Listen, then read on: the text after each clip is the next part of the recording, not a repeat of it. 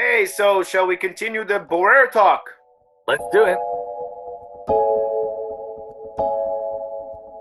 Okay, so last time we talked about the Melacha of Borer, of separating and also sorting, which is a subcategory of Borer. One of the questions we said we were going to deal with is what happens when we're playing a game, for example, Monopoly or Settlers of Catan, that requires us to take those small little pieces and separate them and assort them in different bins or in different piles for different usages. Would that be considered Borer on Shabbos, yes or no? So in order to understand that, as we finished off last time, let's continue discussing what exactly is a ta'arovet, what is considered a mixture to begin with. Okay, let's go back to an example to capture the distinction we made last week, which will lead us into our discussion this week. Suppose we can talk about books. So if you have books on a bookshelf, that might look like a tarovis. They're all mixed together, all different types of books. Suppose we can say there it is not considered a tarovis because you look at the bookshelf, most bookshelves are organized, and people don't look at that as a mixture, as a mixed up pile of books. However, if you have books scattered around on the table or scattered around on the floor, there, even though each book is distinct in the same way it's distinct on the shelf, in the pile, that looks to people like a mixture, like a tarovis.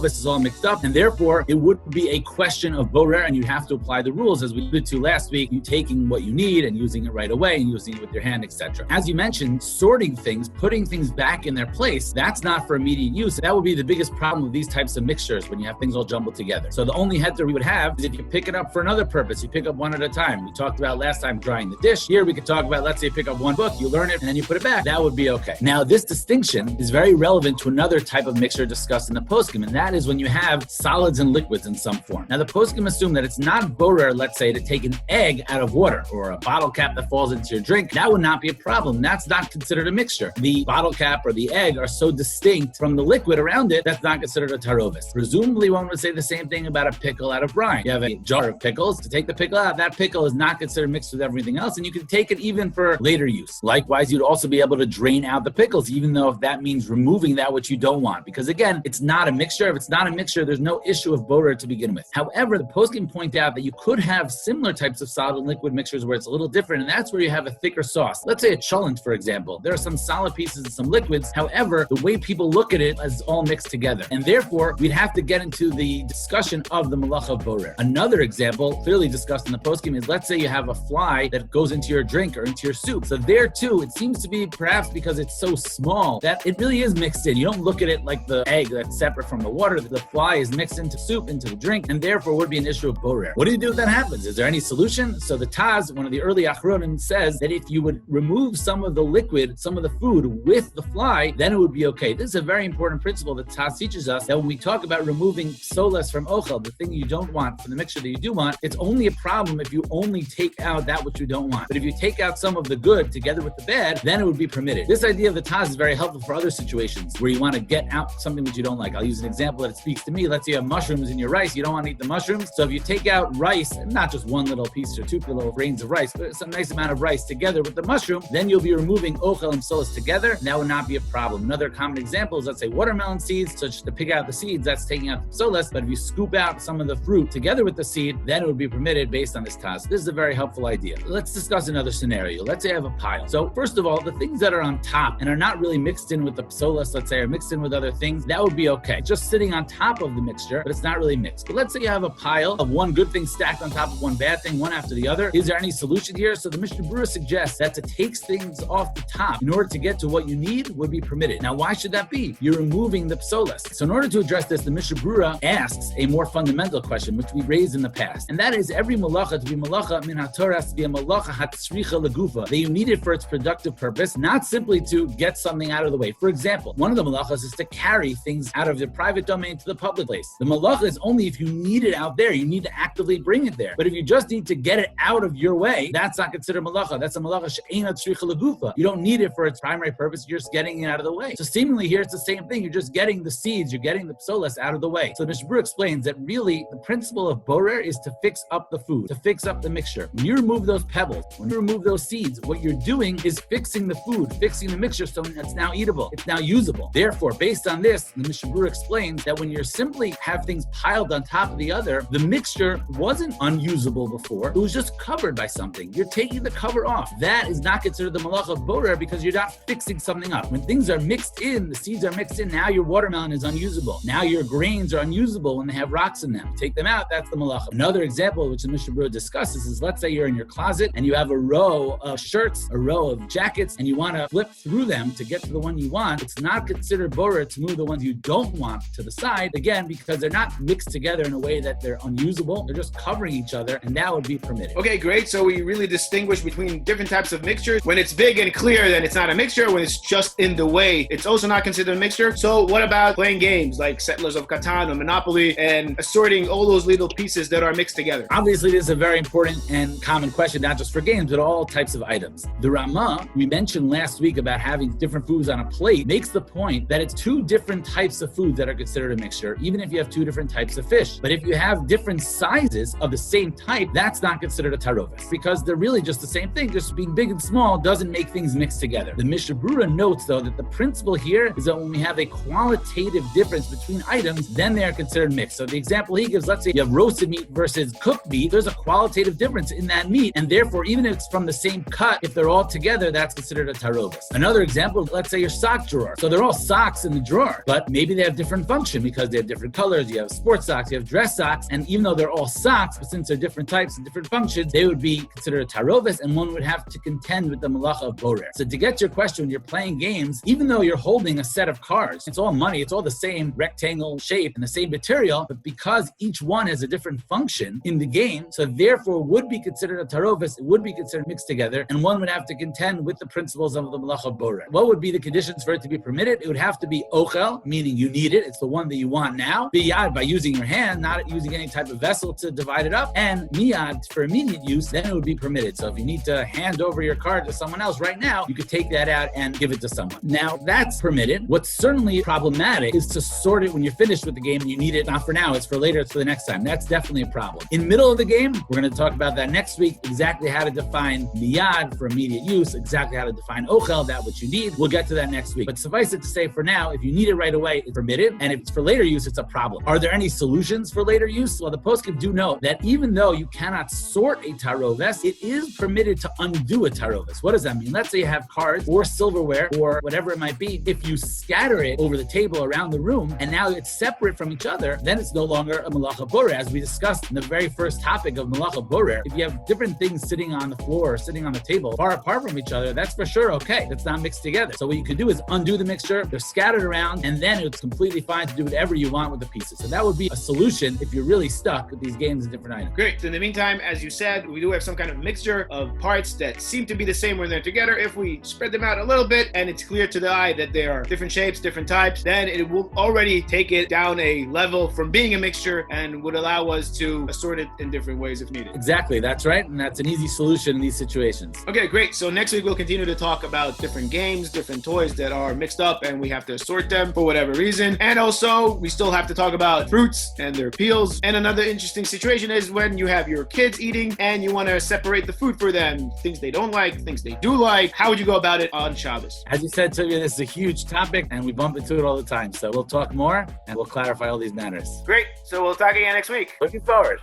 For more short and fast-paced Talking Torah clips, make sure to check out our YouTube channel.